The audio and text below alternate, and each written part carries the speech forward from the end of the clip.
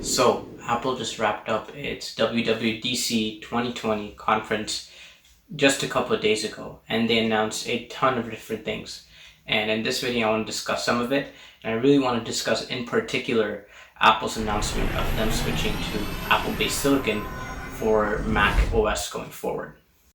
So I just wanted to get a couple of things out of the way. So if you look at the iOS portion, I think for especially Android users seeing that, I think it's pretty obvious for myself being an Android user as well, that they're essentially transitioning more towards the Android side of things, and especially in terms of the customizability that they're trying to bring and the increased layer of personalization.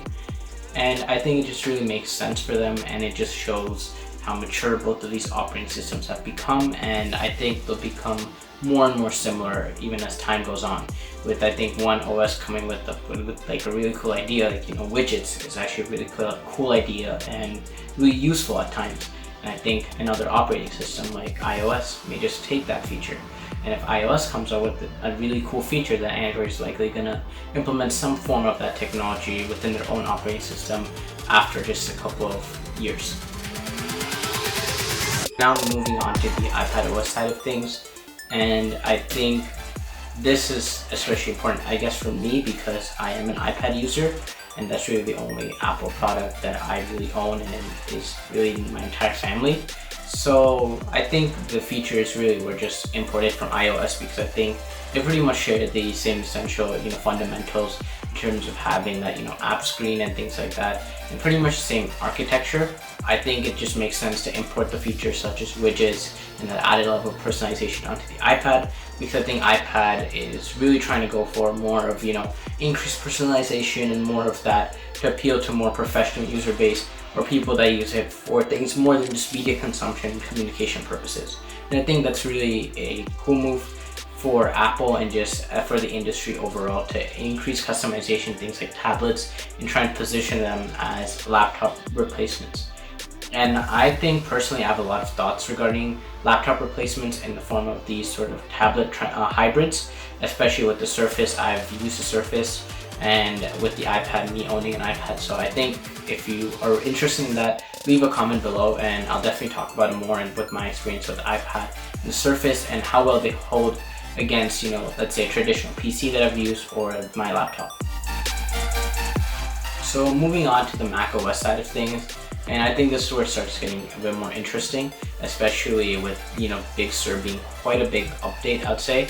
And before I even get into it, I'd say the name Big Sur itself is, I don't know, to me it just sounds a bit more memey, but that just might be me. Apart from the name itself, I think they introduced quite a bit of cool features, and I think it was just mainly a visual overhaul in terms of having more rounded corners, things like that, and a bit more transparency to the app backgrounds and things like that, which I think is pretty cool, but nothing really groundbreaking in terms of the technology here, right? I think they even overhauled the icons, made them a bit more standard and things like that.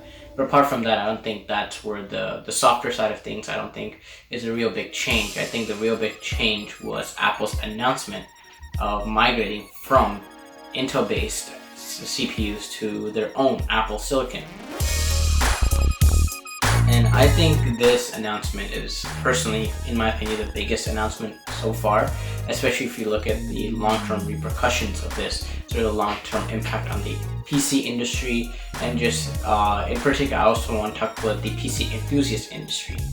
If you're an Apple fanboy, and if you're interested in the success of Apple, I think this is just a really good move, because I believe that Intel really has just fallen behind in the past few years in terms of updating. They keep updating their CPUs with better and better performance. I think they've just really gone lazy, if that's the right word. Especially we can see with AMD really catching up within like 5 years, showing that Intel really just sat at the top and really didn't innovate for such a long time. And with Apple just being sick and tired of very minimal performance year over year, they really wanted to implement something like this.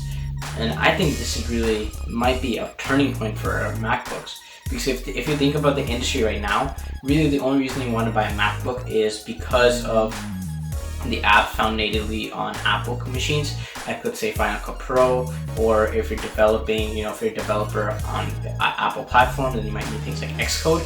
Apart from that, and just really good build quality and things like that, there's no real reason to go with a Mac.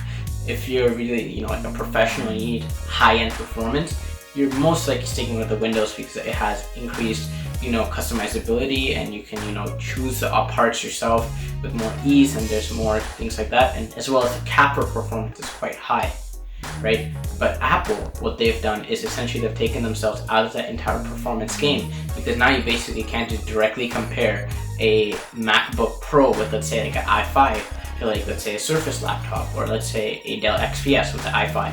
It's in an entire league of its own.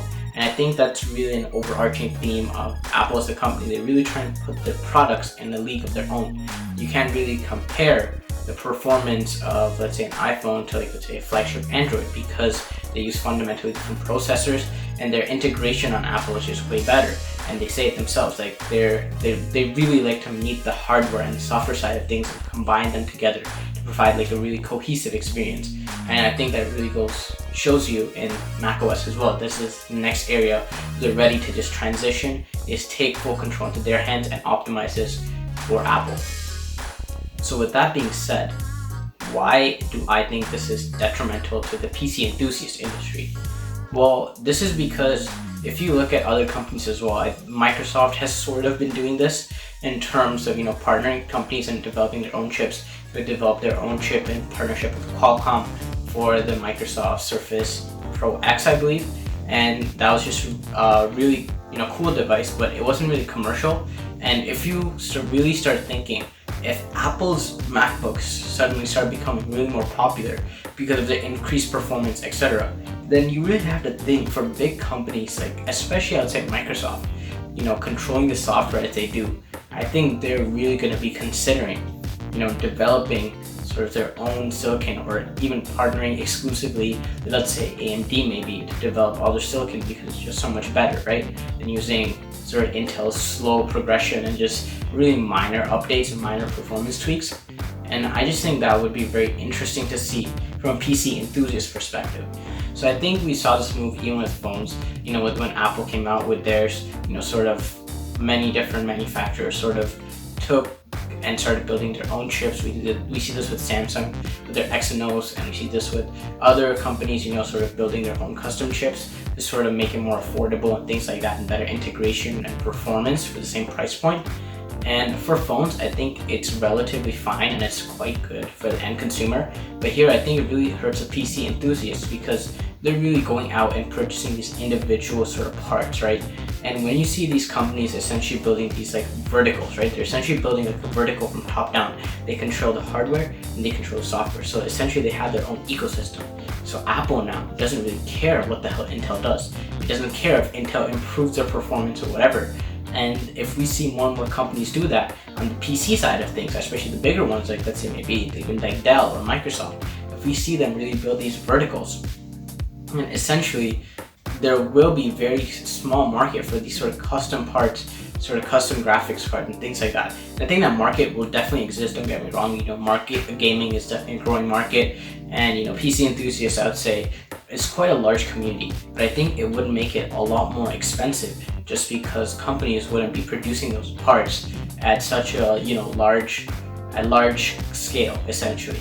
And scale is essentially, at the end of the day, what makes these parts so cheap, because companies can produce millions and millions of these, and there's manufacturers that could buy them. They probably make their pre-made sort of SoCs. However, they still use some of the more fundamental same parts. The companies sort of building an entire ecosystem of their own hardware.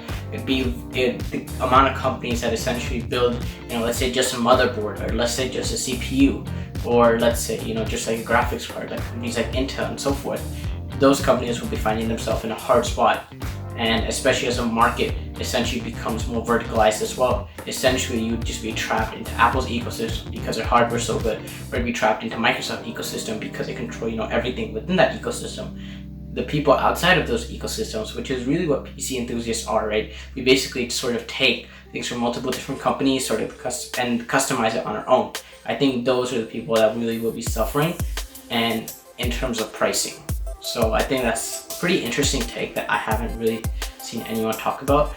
So with that being said, there were a couple of other Apple related announcements, and I'm not gonna go through them all because I personally even haven't watched the live stream and I haven't watched through the full thing. It's just I've looked through the highlights and I looked through their announcement of the Apple-based silicon, especially on the software side of things, because I'm a developer personally. So it was interesting sort of to see their Universal 2 platform, I think that's what they're calling it, for developing on Intel-based Macs and also Apple Silicon-based Macs. So that was just really interesting to see, and I think that's definitely a good move on Apple, not forcing developers to choose either platform exclusively, especially at the start. Because for a developer, especially if you're a small developer, it just doesn't make sense for you to start immediately developing for these Apple Silicon-based Macs if they're coming later on. Whereas the Apple, Intel-based Macs, they already have such a large market, right? So I think that's definitely a good move on them.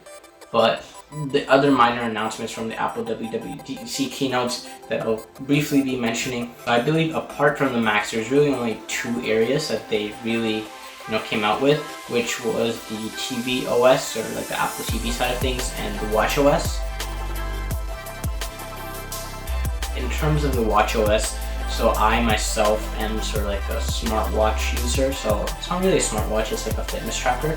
So I think this was at least a little bit interesting to me, even though I don't use any of Apple's products for that. But their announcement in terms of just updating things, adding sleep tracking and things like that were definitely interesting to see.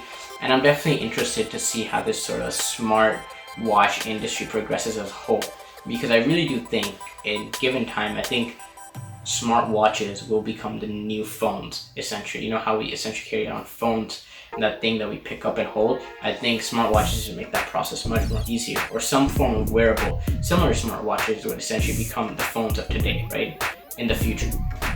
And I think that space is just really interesting to watch out for, and just look out for any breakthroughs and innovations in that space.